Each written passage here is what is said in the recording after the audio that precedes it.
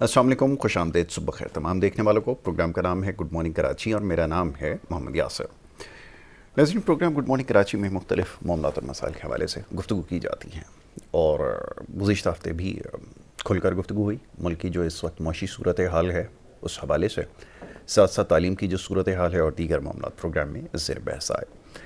बहुत सारे आपके सवालात मौसूल होते रहे हफ्ते के अख्ताम तक, और हमारी कोशिश ये रही कि इसके ऊपर प्रोग्राम में बात करें और उस सिलसिले को आज वहीं से आगे बढ़ाएंगे। ख़ास तौर पर इस वक्त जो सबसे बड़ा मसला है वो इंटरनेट के हवाले से, और यकीनन ये एक बहुत अहम मसला है। अब इसके लिए क्या किया जाए? पूरी दुनिया में इस वक्त जितना भी आप समझ लीजिए कि ज़िंदगी का निज़ाम है उसका बराह रास्त ताल्लुक़ अब इंटरनेट के साथ है। पाकिस्तान में तो खैर अभी उस सतह की तरक्की नहीं है कि जहाँ पे तमाम ही काम बस स्टेशन में ट्रैवल करना हो या कहीं आपको आना जाना हो, बैंकिंग ट्रांजैक्शंस हो, थोड़ा बहुत तो पाकिस्तान में भी ये सिलसिला है। इसके अलावा तकरीबन तमाम ही उमूर इंटरनेट के ज़रिए या मोबाइल फ़ोन के ज़रिए जो है वो अंजाम दिए जाते हैं। तो बहरहाल देखना ये है कि जो सुस्त रवि की गई है, इसके मुख्तलिफ जवाब पेश किए जा रहे हैं। जो भी इसके पीछे मुहर्रिकात हों, समझने की बात यह है कि इस वक्त बहुत बड़ा ऐसा तबका है जो इसके ज़रिए आप ये समझ लें जो इसका ज़रिया मुआश इंटरनेट के ज़रिए चल रहा है। तो यकीनन इसमें जब सुस्त रवि का ये शिकार होगा तो वो बुरी तरह मुतासर होगा। इसके साथ साथ भी बहुत सारे लोग हैं, स्टूडेंट्स हैं, तालिब इल्म हैं, इससे जो मुस्तफ़ीद हो रहे हैं, सारे के सारे तो यकीनन ऐसे नहीं हैं कि जो उसका गलत इस्तेमाल कर रहे हैं। गलत भी हमारे यहाँ इसलिए इस्तेमाल की जाती है जो सियासी मकासद के लिए, और जो जिस प्रोपेगेंडे का हम हिस्सा बन रहे हैं उसके लिए सिर्फ महज इस्तेमाल हो रहा है। इसके साथ साथ बहुत सारे और दीगर काम हैं जो इसके ज़रिए हो रहे हैं।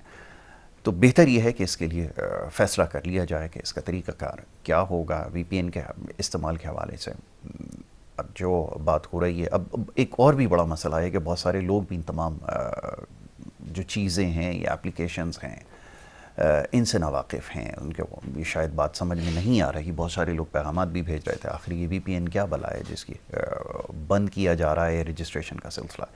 तो कोशिश करेंगे आगे अगर मौका मिले तो इसके ऊपर गुफ्तगू करेंगे आखिर ये क्या चीज़ है, किस तरह काम करती है, और फिर इंटरनेट के ज़रिए जो काम कर रहे हैं लोग, नौजवान ख़ास तौर पे, उनका काम किस तरह से जो है वो मुतासर हो रहा है। तो इस सारे मामलों पे कोशिश करेंगे आगे चलकर बात करें, क्योंकि जैसे मैंने अर्ज़ किया कि इसको समझाना सबसे पहले मकसूद है कि ये बात समझ में आए कि आखिर ये है क्या और इसका ताल्लुक़ किस तरह से है। ये जो रोज़मर्रा के मामलात हम अंजाम देते हैं उससे कैसे इसका बराह रास्त ताल्लुक़ है। ख़ास तौर पर IT के हवाले से मैं बात कर रहा हूँ। जिन लोगों का शोबा इंफॉर्मेशन टेक्नोलॉजी है वो इन तमाम मामलात को यकीनन समझ रहे होंगे। तो इसका जल्द से जल्द फ़ैसला हो जाए, ये वक्ती ज़रूरत है।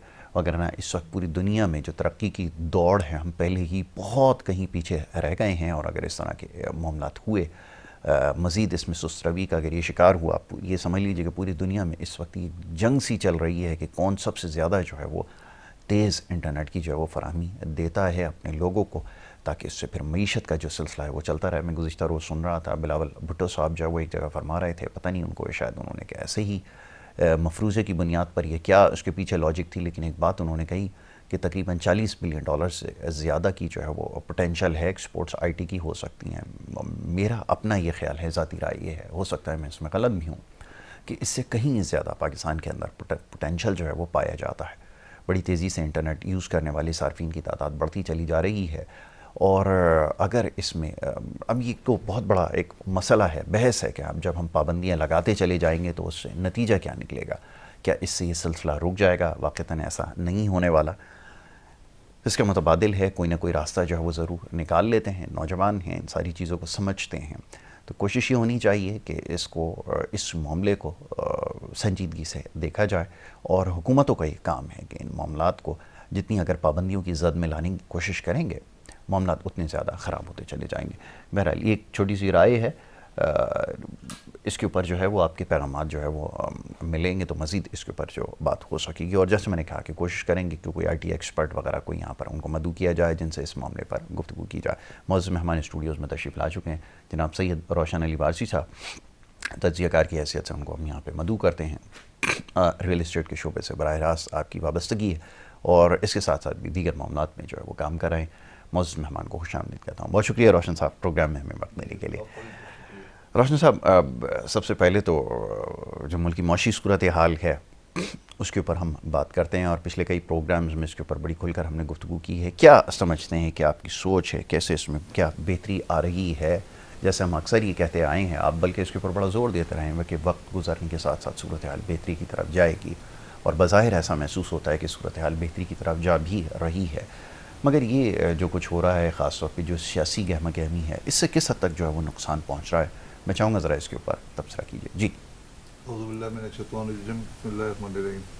یاسر بیٹا بہت شکریہ آپ نے انوائٹ کیا تو، اور موقع بھی دیتے ہیں آپ ہمارے کو اپنے خیالات کا اظہار کرنے کا. بہت اچھی بات ہے. بہرحال یہ جو سیاسی گہمہ گہمی ہے اس سے کچھ ڈیمیجز بھی ہوتے ہیں، مگر میں سمجھتا ہوں کہ جو بھی کام کیا جائے وہ ملک کی بہتری کے لیے کیا جانا چاہیے. ملک کی بہتری کے لیے، چاہے آپ اپوزیشن میں ہو، پوزیشن میں ہو، جو بھی ہو، آپ ملک کی بہتری کے لیے کام کریں. اگر آپ کی سیاست سے ملک کو نقصان پہنچتا ہے تو میرا خیال میں وہ بہتر نہیں ہوگا. اور دوسری بات یہ ہے کہ اب وہ معاشی حالات کی جو آپ نے بات کی ہے، تو ابھی ماشاءاللہ معاشی حالات بہت بہتر ہیں اور ہونے جا رہے ہیں مسلسل گریجولی. جو میں تو گزشتہ ایک سال سے آپ سے یہ کہہ بھی رہا تھا کہ اب یہ ملک کے حالات بہت بہتر ہوں گے. اور آپ دیکھیں اس وقت بہتری ہے، مگر لوگوں کا پروپیگنڈا ہے کہ بھئی بہتری نہیں ہے یا کوئی خرابی ہے. اب ان کے پاس کوئی جواز بچا نہیں ہے یہ بولنے کے لیے کہ ملک میں بہتری نہیں ہے. بہتری ہے، نظر آ رہی ہے، اور امن و امان بھی بہتر ہوا ہے ماشاءاللہ، کافی حد تک بہتر ہوا ہے امن و امان بھی. تو اب ہم کو پازیٹیو وے میں جانا چاہیے. ہمیشہ پازیٹیوٹی سے اگر آپ جائیں گے، سوچ کے آگے بڑھیں گے تو انشاءاللہ ترقی بھی کریں گے، ہمارا ملک بھی ترقی کرے گا. اور میں سمجھتا ہوں کہ اگر ہم کو سب سے پہلے اپنے ملک کی بات کرنی چاہیے. بالکل ٹھیک ہے. ہم ہیں، ہمارا ملک ہے تو ہم ہیں.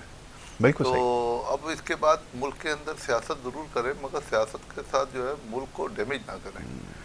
اور جو لوگ ملک کے لیے اچھا کام کر رہے ہیں میں ان کے لیے دعا گو ہوں کہ وہ اور ماشاءاللہ اچھا کام کریں، اور وہ کرتے رہیں گے انشاءاللہ تعالیٰ. اور آپ دیکھیں یہ صرف ان کے ہاتھ میں نہیں ہے، یہ اللہ کی طرف سے ہوتا ہے سب کچھ، اور اللہ اس کے لیے وسائل بنائیں گے. اور اللہ نے یہ ملک بنایا ہے تو انشاءاللہ آپ دیکھیے کہ ملک ترقی بھی کرے گا، اور اس ملک میں مایوسی کا دور بھی ختم ہوگا انشاءاللہ.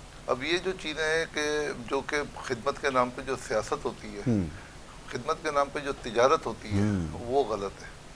خدمت جو ہوتی ہے نا، لوگ بظاہر جو ہے نا خدمت کرتے ہیں کہ ہاسپٹل کھول لیا بھائی میں خدمت کرنے کے لیے ہاسپٹل کھول لوں، بہت خوب. مگر وہ خدمت کے نام پہ آپ دیکھیں کہ وہ جو پیسے جو بٹورے جاتے ہیں، مطلب آپ نے ہاسپٹل کھولا کس نیت سے کھولا، کس نے دعائیں دی، یا کس کی آپ کی سوچ تھی کہ یار میں ہاسپٹل بناؤں گا، تو اس کا مطلب پیچھے ہی ہوتا ہے کہ آپ خدمت کرنا چاہتے ہیں. بالکل ایسا ہی. اب میں سمجھتا ہوں کہ آج کل کے دور میں جو ہے نا یہ بزنس بن گیا ہے. بلکہ جو بیمار نہیں بھی ہے اگر وہ ہاسپٹل چلا جاتا ہے تو وہ ایڈمٹ ہو جاتا ہے، اس کو پیسے دینے پڑتے ہیں، وہ بیماری میں مبتلا ہو جاتا ہے.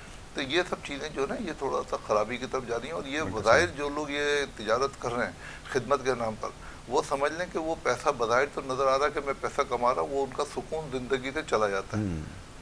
میں سچ بات بتا رہا ہوں کہ ان کی زندگی سے سکون چلا جاتا ہے. بظاہر وہ سمجھ رہے ہوں گے کہ بھائی دیکھیں ناجائز کسی کو اب تنگ کر رہے ہیں نا، ایک آدمی ویسے ہی پریشان حال ہے، وہ تو اللہ کے بعد جو نا آپ کا آسرے پہ آ گیا.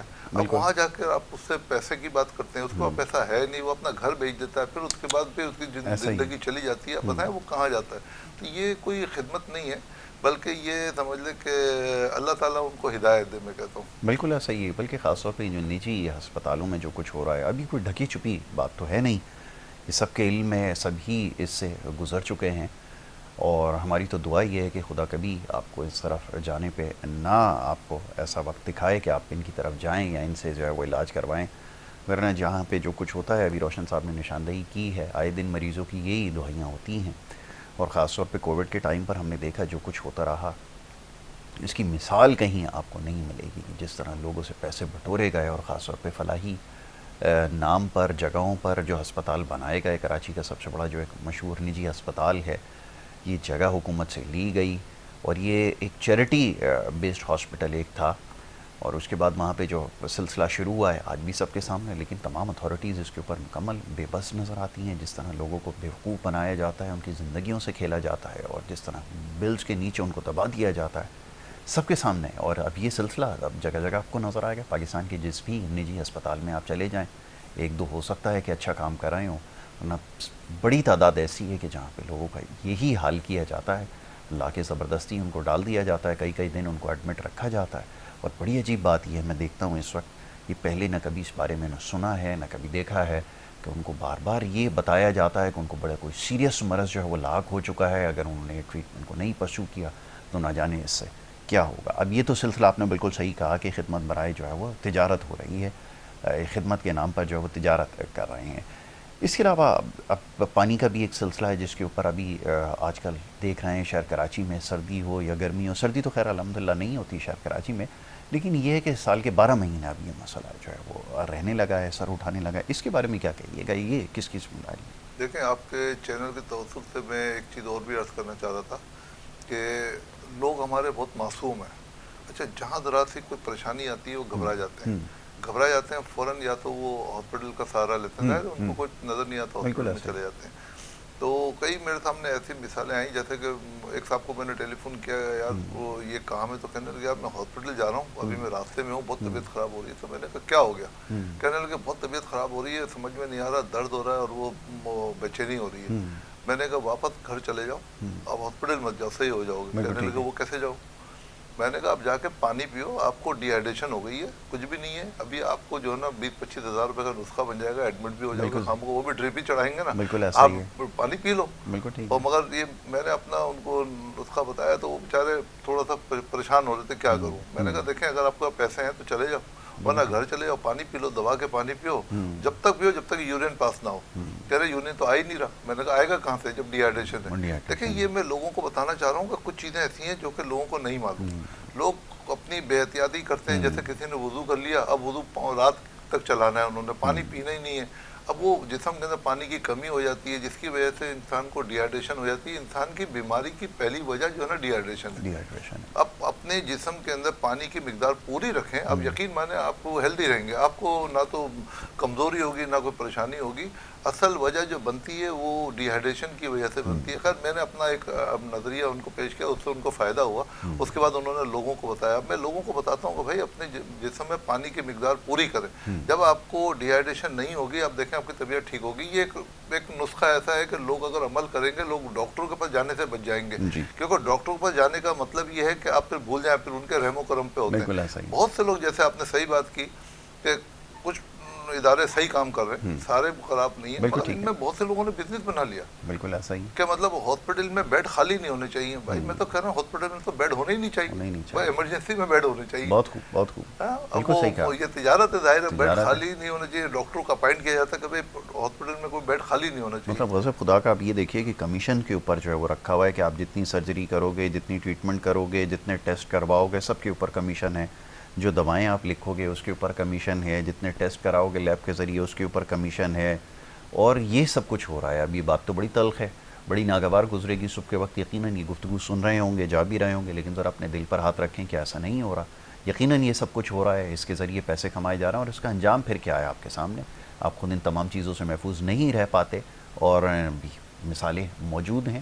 یہ روشن صاحب سلسلہ ہے۔ تو ہمارے یہاں جو سب سے منافع بخش جو بزنس بن چکا ہے وہ یہ سے میڈیکل سے ریلیٹڈ ہی ہے۔ میڈیکل اسٹورز جا کے دیکھ لیں، کہیں پہ جا کے دیکھ لیں، صبح سے لے کے شام تک لوگوں کی بھیڑ لگی ہوئی ہے۔ یہ کس حال تک ہم پہنچ گئے ہیں؟ کیا کیا جائے پھر، یہ فرمائیں۔ دیکھیں، ہمیں اصلاحات کی ضرورت ہے، ہمیں اپنے آپ کو صحیح کرنے کی ضرورت ہے، ہمیں ہمارے میں خوف خدا کی ضرورت ہے۔ ہمیں خوف خدا ختم ہو گیا ہے۔ یقین مانے جس کے دل میں خوف خدا ہے وہی مسلمان ہے۔ اب سارے کام دنیا کر رہی ہے، جائز ناجائز، مگر وہ خوف خدا نہیں ہے۔ جن کے دل میں خوف خدا ہے، میں کہتا ہوں وہ تو اب ولی کا درجہ رکھتے ہیں۔ بالکل ایسا اس وقت صرف جو ہے نا، اگر کسی کو کسی کا احساس ہے، بس وہ سمجھ لیں کہ وہ مومن ہے اس وقت، بالکل صحیح، وہی اللہ کے قریب ہے۔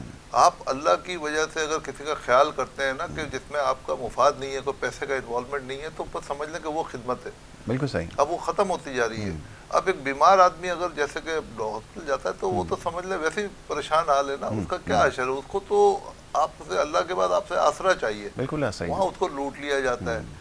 بہت سی جگہوں پہ جو لوگ غلط لوگ ہیں، جو صحیح لوگ ہیں وہ تو بیچارے صحیح کام کر رہے ہیں، وہ تو خدمت کا کام کر رہے ہیں۔ میں تو کہہ رہا ہوں ہاسپٹل میں کیش کاؤنٹر ہونا ہی نہیں چاہیے۔ اگر مجھے اللہ نے کبھی موقع دیا تو میں انشاءاللہ تعالی ہاسپٹل بنا کے خدمت کروں گا، تو کیش کاؤنٹر تو بالکل نہیں رکھوں گا۔ اور دیکھیے گا کہ میں نہیں کروں گا، میرے ساتھ اللہ کے بندوں کی کتنی مدد آئے گی، اور کام ہوتا رہے گا، کارواں چلتا رہے گا۔ اچھا، ایسے ادارے موجود ہیں، بلکہ ایک ادارہ ہے انڈس ہاسپٹل، بغیر کسی اس کے اس کا نام لینا بالکل درست ہے کہ ایک واحد ایسا ادارہ ہے جہاں پہ کوئی کیش کاؤنٹر نہیں ہے اور بڑی تعداد میں لوگوں کا جو ہے وہ علاج وہاں پہ ہو رہا ہے، اور اس لیے یہ مینشن کرنا ضروری ہے کہ جو اچھا کام کر رہا ہے اس کے بارے میں ضرور یہاں پر بتایا جائے۔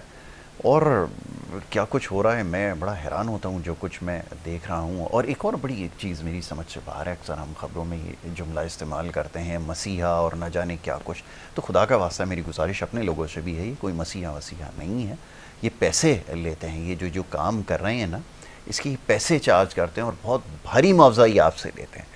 تو اس طرح کے الفاظوں سے بھی اجتناب کریں ذرا، خاص طور پہ خبروں میں، اور جب یہ بنایا کریں تو ان کو مسیحا نہ پکارا جائے۔ یہ سب اپنے دہاڑیاں لگ رہی ہیں، روزی کما رہے ہیں، دبا کے لوگوں کو جو ہے وہ لوٹا جا رہا ہے، تو مسیحا وسیحا جو بڑا غیر مناسب لگتا ہے خاص طور پہ ان لوگوں کے لیے، یہ مناسب نہیں ہے۔ ڈاکٹرز کے لیے میں بات کر رہا ہوں، بڑی ناگوار گزرے گی میری بات، اور گزرنی چاہیے، بیٹھ کر آج سوچیں اگر موقع ملے کہ ہم کیا کر رہے ہیں، یہ جو اللہ نے ہمیں ایک ہنر دیا ہے، جو ایک ذمہ داری دی ہے، اس کا ہم نے کیا حال کیا ہے۔ پیسہ تو بہرحال سب نے کمانا ہے، ضروری ہے، ہم بھی یہاں بیٹھ کے اسی لیے کام کرتے ہیں، لیکن یہ جو کچھ ہو رہا ہے کمائی کے نام پہ، اور خاص طور پہ اس پیشے سے ریلیٹڈ جو لوگ ہیں جو کر رہے ہیں، میرے خیال میں اگر اس کے اوپر ایسے سینکڑوں پروگرام کر دیں تو شکایت کم نہیں ہوں گی۔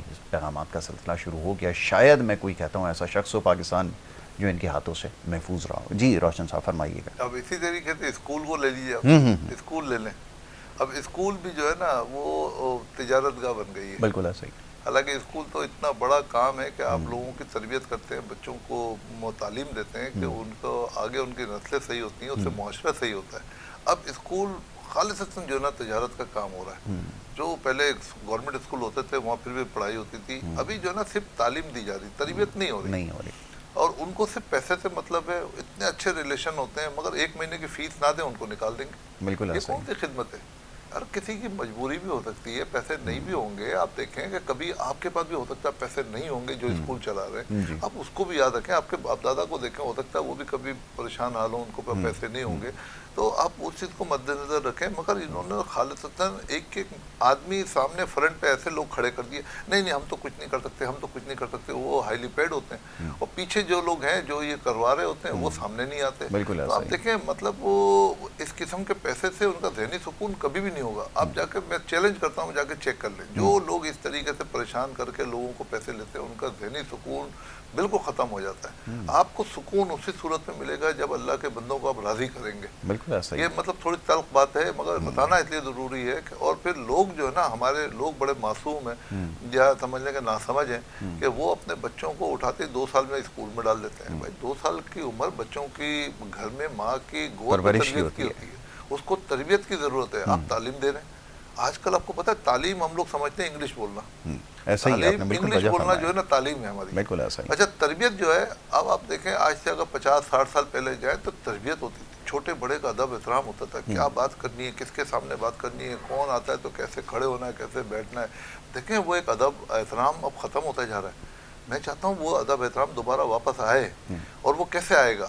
ہمیں یہ سب چیزوں کو چینج کرنا پڑے گا، ہمیں کمرشل سے نکلنا پڑے گا، ہمیں انسانیت میں واپس آنا پڑے گا، واپس آنا پڑے گا۔ ہمیں انسانیت میں آنا پڑے گا۔ من کمرشل ہو جائیں گے تو یہ پہ بے حیائی میں چلی جائے گی یہ چیزیں، پھر اس کو بھی ظاہر ہے پیسہ زیادہ آئے گا تو بے حیائی کی طرف بھی چلے جائیں گے، اس میں کون روکنے والا ہے؟ تو پہلے ابھی ہمارے حکمران جو ہے ان کو چاہیے کہ ابھی سے اس کے اندر کوئی ایسے قانون بنائے، قانون سازی کریں کہ ان چیزوں کو واپس اپنے اس طرف لے کر آئیں، کہ ایک کرائٹیریا بنائیں کہ بھئی اس بچے کی عمر ہے، اس عمر سے گھر میں تربیت کریں، اس کے بعد اب تعلیم میں اس کو بھیجیں، اور تعلیم کا ایک معقول معاوضہ رکھیں۔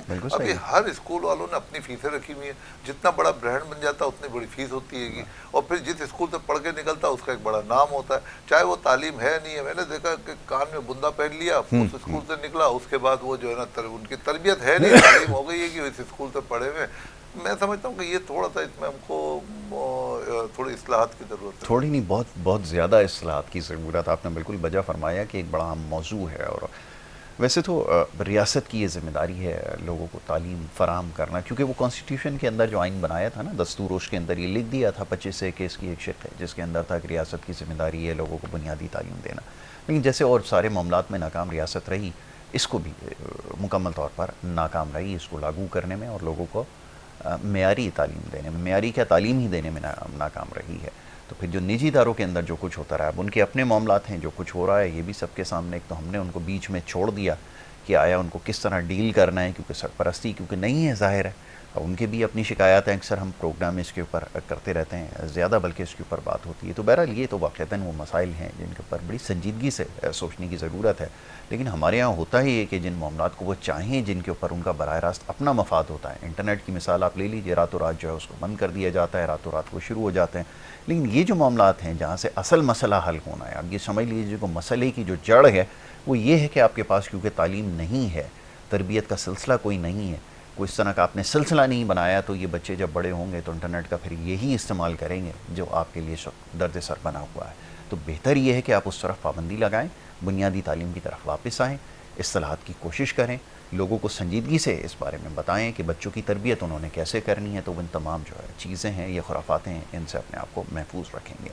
آج سے اگر اس کے اوپر کام کرنا شروع کریں گے تو 5, 10 اور 15 سال کے بعد پھر اس کے نتائج آنا شروع ہوں گے. وگرنہ آپ اسی طرح پابندیاں لگاتے رہیں، معاملات اس سے حل نہیں ہونے، ملک کی معیشت جو ہے وہ اس سے تباہ ہو رہی ہے. اس سے زیادہ اور کیا کہوں. جی روشن صاحب اب فرمائیے کہ ہمارے یہاں ہر چیز کا جو حل ہے وہ پابندی کے اندر پوشیدہ ہے. کوئی مسئلہ آپ کو حل کرنا ہو، جیسے ہمیں یاد ایک وزیر داخلہ صاحب ہوا کرتے تھے، آج تو دنیا میں نہیں ہیں، تو وہ جب بھی کوئی ان کو معاملہ دیکھنا ہوتا تھا یا کچھ کرنا ہوتا تھا تو وہ ساری چیزیں بند کر دیتے تھے، کمپلیٹ جو ہے وہ لاک ڈاؤن لگا دیا کرتے تھے. تو یہ ہمارا ایک بہترین طریقہ ہے، کسی بھی معاملے کو حل کرنا ہے تو اس کے اوپر پابندی لگانے مسئلہ حل ہو جائے گا. اس سے کیا واقعتاً مسائل حل ہو سکیں گے؟ ذرا اس پہ بھی بات ہو جائے. جی دیکھیں مسائل تو اس سے حل نہیں ہوں گے، میں کہہ رہا ہوں نا گریجولی بہتری آ رہی ہے اور آئے گی، یہ سب چیزیں صحیح ہو جائیں گی. آپ دیکھیے کہ ملک کا قرضہ بھی ہمارا اترے گا، ہمارا ملک بہتری کنڈیشن میں آئے گی. جن لوگوں کو میں نے منع کیا تھا کہ بھائی پاکستان سے پیسہ باہر مت لے کے جائیں، وہ ابھی سے پریشان ہونا شروع ہو گئے. ابھی بھی میں کہہ رہا ہوں جو لوگ اپنے پیسے پاکستان سے باہر لے کے جا رہے ہیں وہ پچھتائیں گے ایک دن، ان کا پیسہ ان کے ہاتھ سے چلا جائے گا، ان کے ہاتھ میں کچھ بھی نہیں رہے گا. بہتر یہ ہے کہ پاکستان میں صحیح جگہ پہ لوگوں سے مشورہ کر کے آپ پیسے لگائیں. یہاں بہت جگہیں پیسے کمانے کی، پیسے سرمایہ کاری کی بہت سی اچھی جگہ ہے. ہمارے ملک کو ترقی کی طرف لے کے جائیں، اس پیسے سے اپنے ملک کو مضبوط بنائیں. اب لوگ کیا کرتے ہیں کہ بیچارے وہ بس کسی کی سوشل میڈیا پہ لوگوں کی باتوں میں آ کے، اب آپ دیکھیں ابھی دسمبر میں انشاءاللہ یہ اب اگلے جنوری میں پھر ہمارا انٹرسٹ ریٹ کم ہو رہا ہے نا، گریجولی بہتری آ رہی ہے. تو آپ دیکھیں یہ ہر چیز بہتر ہوتی چلی جائے گی اور ہو رہی ہے.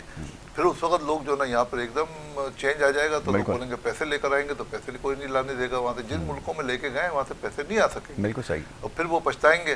تو جلد بازی کا مظاہرہ کرتے ہیں، ان کو ٹھنڈے دماغ سے سوچنا چاہیے. کوئی بات نہیں، کبھی کبھار ملک کے حالات ایسے ہوتے ہیں تو تھوڑا سا صبر و تحمل سے کام کرنا چاہیے، ویٹ کرنا چاہیے.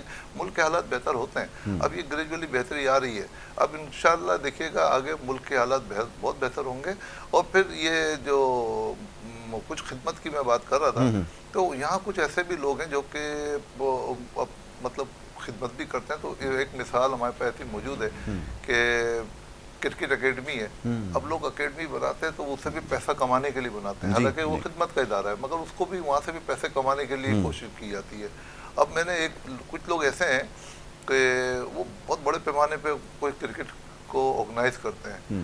میں نے ان کو دیکھا کہ وہ ان کا تعلق تو خیر کے پی کے سے ہے اور پنجاب سے ہے، مگر وہ پاکستان میں آ کے انٹیریئر سندھ کے بچوں کو وہ وہاں سے نکالتے ہیں، ان کی ٹرائل کرتے ہیں. 9,000 بچوں کے ٹرائل لیے جاتے ہیں اور وہاں سے ان بچوں کو اٹھا کے پک کیا جاتا ہے. وہ بڑے پیمانے پہ ان کو ہائی لائٹ کیا جاتا ہے، اور ان بچوں کو جو کہ محرومی کا شکار ہیں ان کو باہر لے کر آتے ہیں، اپنی اکیڈمی میں لا کے ان کو فرنچائز والوں کو کہتے ہیں کہ بھائی ان کو اپنی کرکٹ ٹیم میں کھلائیں، ان کو اسٹار بنائیں. دیکھیں یہ بھی تو خدمت کر رہے ہیں نا. اب وہ جو خدمت کر رہے ہیں میں کہتا ہوں ان سے آپ کو سیکھنا چاہیے. ان کو کیا ضرورت پڑ رہی ہے کہ وہ کے پی کے سے پنجاب سے آ کے وہ انٹیریئر سندھ کے بچوں کے ساتھ یہ کام کرے؟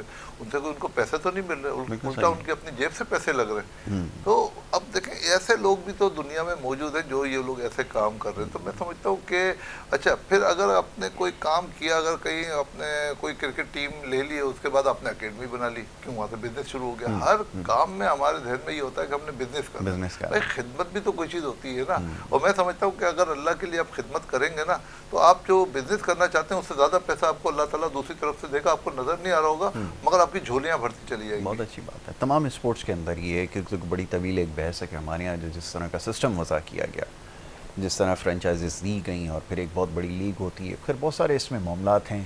ظاہر ہے کہ وہ بزنس کرنے والے لوگ ہیں کرکٹ کی طرف لامحالہ ان کو لے کر آئے تو انہوں نے یہ کیا کہ اس کو پیسہ کمانے کا ذریعہ بنایا. اور نتیجہ آپ کے سامنے، ملک کی کرکٹ اس وقت جس حال پر ہے تقریباً آپ نے سارے ہی اس کو تباہ کر دیا سسٹم کو.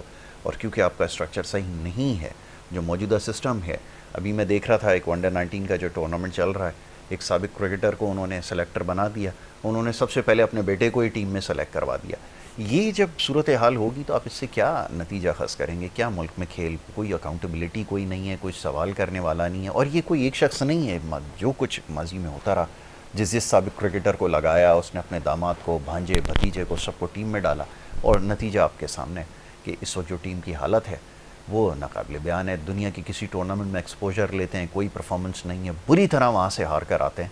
اس کی وجہ یہی ہے کہ یہاں پر جو نیپوٹزم ہے اس نے تمام چیزوں کو ختم کیا. اور جیسا بھی روشن صاحب فرما رہے تھے, کرکٹ ہی کیا کسی بھی کھیل میں, اب تو خیر الحمدللہ ساری کھیل ہم نے ختم کر دیے, نہ کھیل ہوں گے نہ لوگ ہوں گے. تبھی تو یہ انٹرنیٹ کا استعمال اتنا زیادہ ہوتا جا رہا ہے, کیونکہ آپ نے ظاہر بچوں کو مواقع نہیں دیے. جیسے میں بھی کچھ دیر پہلے کہہ رہا تھا, نہ تعلیم کے اوپر کام کیا, نہ کھیلوں کے اوپر کیا, تو بچے سارا دن جو موبائل کے اوپر پھر گیمز کھیلتے ہیں.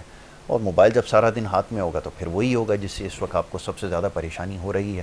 تو اگر ان تمام چیزوں کے اوپر کام کرتے, ان کو مواقع دیتے اور ان نیپوٹزم کا خاتمہ کرتے, اگر اس کو ٹرانسپیرنٹ بناتے, تو بچے پھر محنت کرتے, گراؤنڈز میں آپ کو نظر آتے. اور وہ گراؤنڈز میں نہیں نظر آ رہا ہے, اس کی وجہ یہی ہے کہ نیپوٹزم نے اس ملک کو تباہ کیا.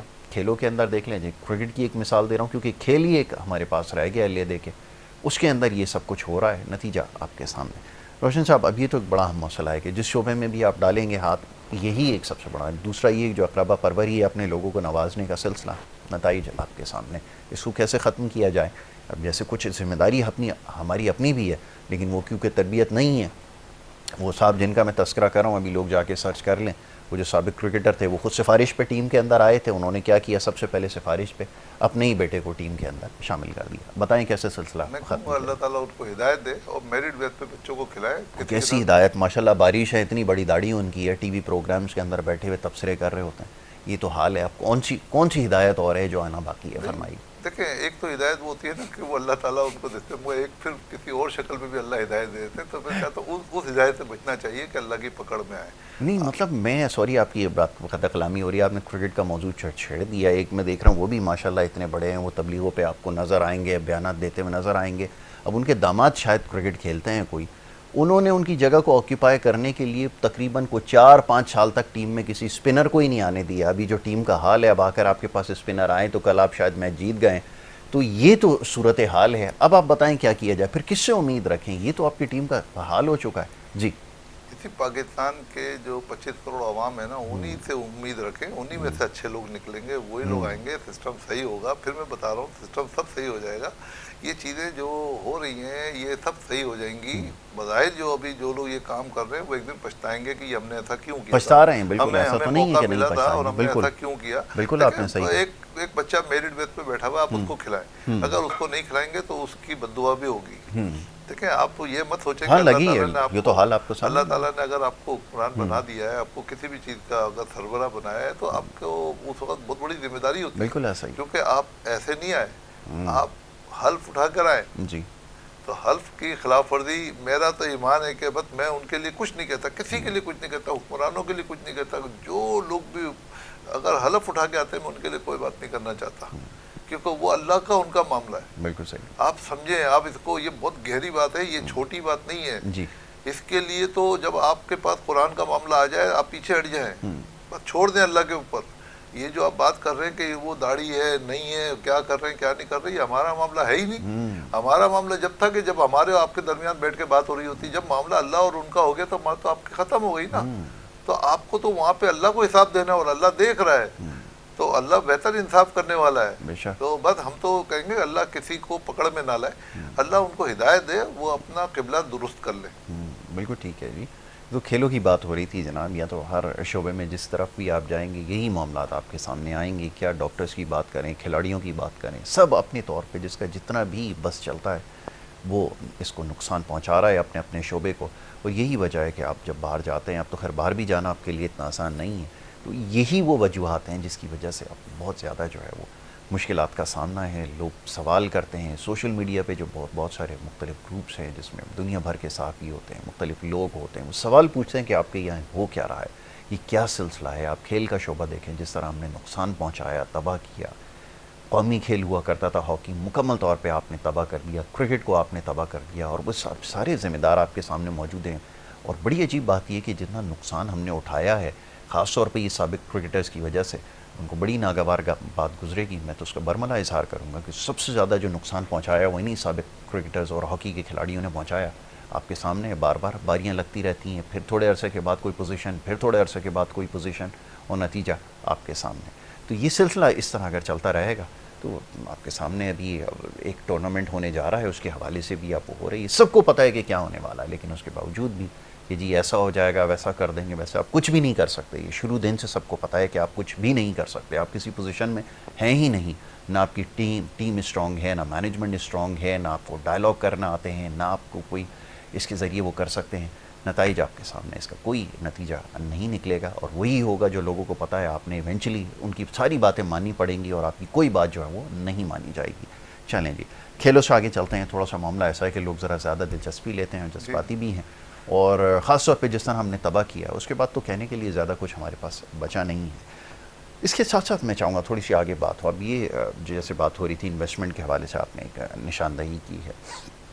مواقع بھی آپ کو دینے پڑتے ہیں, آپ کو ایز دینی پڑتی ہے آپ کے یہاں, کیونکہ معاملات اتنے زیادہ غیر یقینی کی صورتحال رہتی ہے کہ لوگ ہمیشہ یہ سوال کرتے ہیں. اور پھر جو سوشل میڈیا پہ پروپیگنڈا جس طرح کیا جاتا ہے, اس سے بہت زیادہ انویسٹمنٹ کو نقصان پہنچا.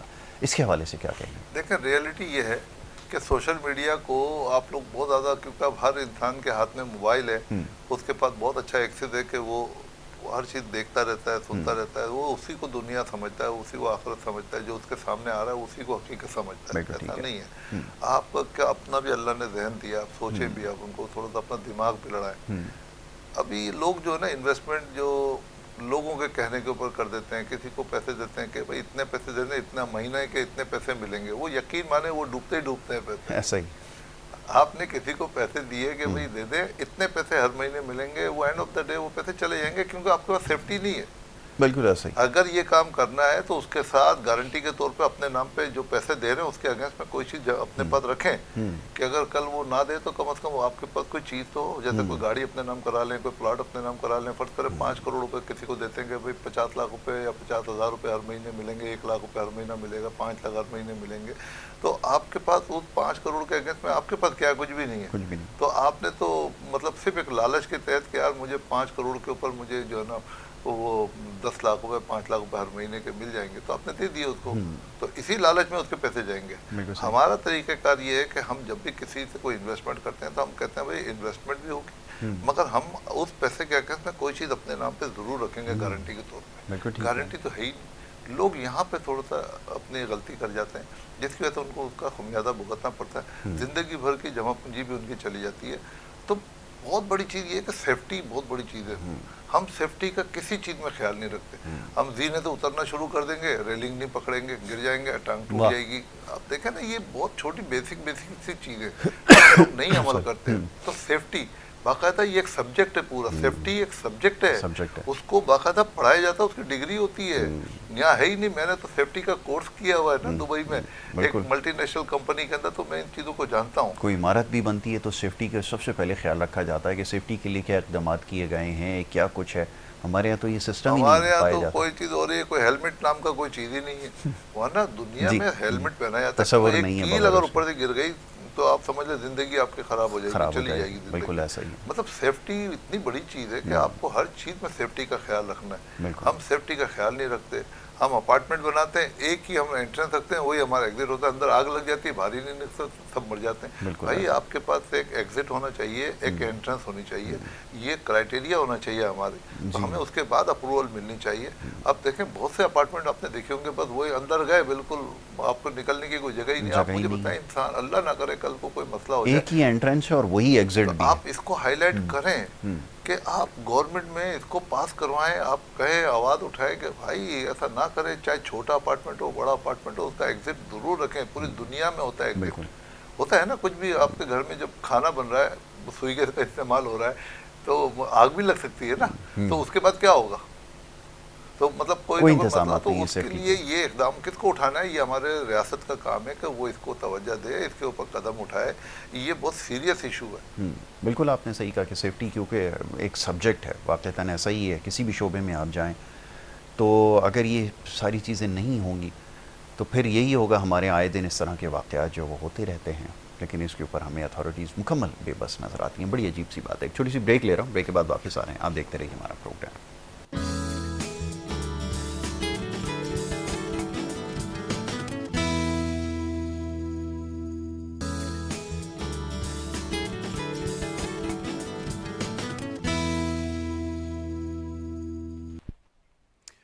वेलकम बैक जी। एक दफ़ा फिर आपको खुशामदीद कहेंगे। ब्रेक पे जाने से पहले गुफ्तगू जारी थी, और जनाब अब ये आखिर का जो हमारा एक छोटा सा हिस्सा है, इसमें कोशिश करेंगे कि ख़ास तौर पर नौजवानों के हवाले से बात की जाए। और जैसे मैंने कहा कि बजाय इसके कि चीज़ों को बंद किया जाए, पाबंद किया जाए, इंटरनेट बंद करें, फ़लाना बंद करें, इनकी तरबियत के हवाले से काम करें। और इनको जो ऐसी सरगर्मियाँ हैं, जैसे खेलों की सरगर्मियाँ, हर दौर में ऐसा होता रहा है पूरी दुनिया में कि नौजवानों को ज़्यादा से ज़्यादा मौक़े दिए जाते हैं ताकि वो जितने भी ये नशे में आदी हैं या दीगर कामों में जो पड़ चुके हैं, इससे ये बाहर आएँ। तो ये मौक़े देना भी हुकूमत की ज़िम्मेदारी है। और फिर सिस्टम को, जैसे मैंने कहा कि यहाँ पर जो नेपोटिज़म का दौर जो चलता रहा है या चल रहा है, जिसकी वजह से आपने हॉकी, फुटबॉल, सारे ही खेलों को तबाह किया, क्रिकेट आखिरी गेम थी उसको भी मुकम्मल तबाह कर दिया। तो ये अगर सिलसिला होगा तो फिर तो नौजवान ज़ाहिर है कि वो इंटरनेट का ही सहारा लेंगे। जी सर, मैं चाहूँगा ज़रा इस हवाले से बात हो जाए, नौजवानों के हवाले से ख़ास तौर पे आप बड़ा ज़ोर देते आए हैं, कितना ये उनके लिए ज़रूरी है, ये ज़रा फरमाइए। देखें, नौजवानों को थोड़ा सब्र और तहम्मुल से काम लेना चाहिए। जैसे ही उनकी तालीम कंप्लीट हो, वो अपना कोई बिजनेस स्टार्ट करें, कोई भी अपना छोटा मोटा सिखाया बिजनेस जाए स्टार्ट ना, करें। तालीमी इदारों के अंदर करना क्या है, वो तो नौकरी लेने के 100 तरीके सिखाते हैं देखिए, उनको। वही मैं कह रहा हूँ कि जब आपकी तालीम कंप्लीट हो रही होती है, जितने कोई अच्छे बच्चे होते हैं, उनको आके वहाँ से उनको ख़रीद लिया जाता है। मैं तो उनको ख़रीदने का नाम दूंगा कि बच्चे बिकते हैं वहाँ पर, तो वहाँ ख़रीद लिया जाता है कि अच्छा क्लास का, तो इसको 5 लाख रुपए की कीमत लगा दी, उसको बोला फलानी कंपनी के अंदर आपको नौकरी मिल जाएगी।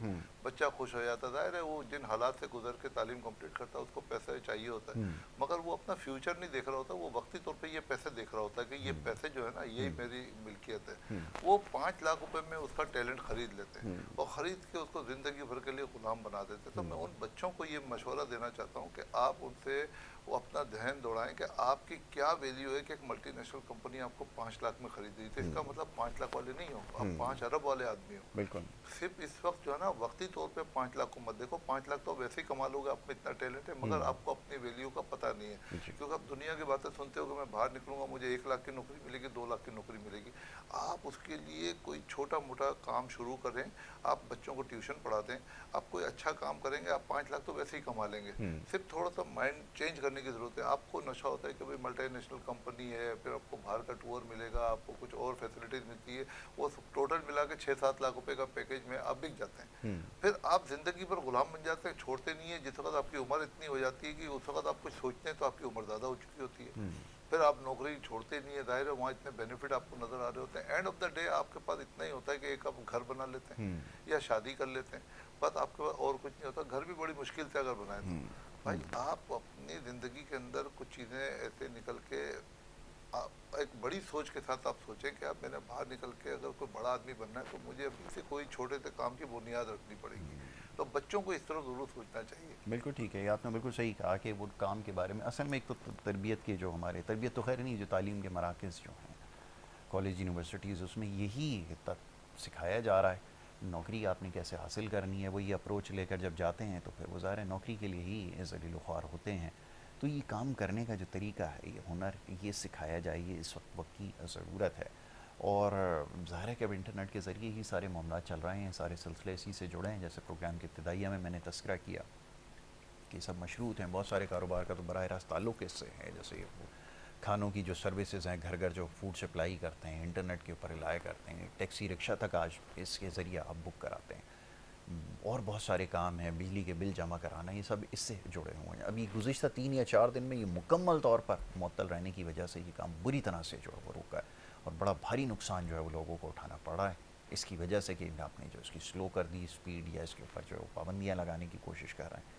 तो ये मसले का हल कतई नहीं है, बार बार इसके ऊपर जोर दिया जा रहा है। और ये तो चलें एक इसका पहलू है, दूसरे जो बच्चे ख़ास तौर जिनका रोज़गार इससे वाबस्ता है, उनको कितना नुकसान इसके हो रहा है, ये अंदाज़ा करना बड़ा मुश्किल है। और जैसे यही इसी नुक्ते से प्रोग्राम का आगाज़ किया गया था कि अगर ये सिलसिला अगर इस तरह नहीं ठीक हुआ और इसको चलाने की अगर इस तरह से कोशिश की गई तो बतदरीज आपकी इकनॉमिक सिचुएशन जो कि पहले ही बहुत ज़्यादा ख़राब है, मज़ीद ख़राब होती चली जाएगी। سنجیدگی سے اس کے بارے میں سوچیں. آخری جملہ اگر میں چاہوں گا اگر نوجوانوں کو کوئی میسیج دینا چاہیں تو ضرور دیجیے. جی. میں پاکستانیوں کو یہ کہنا چاہتا ہوں کہ اپنے پیسے کی حفاظت کریں, اپنے پاکستان کا پیسہ پاکستان میں انویسٹ کریں اور دیکھ کے انویسٹمنٹ کریں کہ کہاں پہ ہمارے پیسے کی سیفٹی ہے, وہاں انویسٹ کریں, نہ کہ کسی کے کہنے پہ اپنے پیسے کو باہر لے کے جائیں. وہ پیسہ ضائع ہو جائے گا آپ کا, کیونکہ آپ کو نہیں پتہ وہاں پہ آپ کو وہ مواقع نہیں ملیں گے. بظاہر آپ کو وہ دنیا کے ملک بہت اچھے لگتے ہیں, مگر ہمارا ملک میں صرف سیفٹی کا خیال رکھ کے آپ انویسٹمنٹ کریں گے تو آپ کا پیسہ بھی سیف رہے گا اور آپ کو کوئی تکلیف بھی نہیں ہوگی. بہت خوب. چلیں اسی پیغام کے ساتھ جو اب ہمیں بریک لینا اور بریک کے بعد دوسرا سیگمنٹ جو ہے اس کا آغاز ہوگا. آپ دیکھتے رہیے پروگرام گڈ مارننگ کراچی.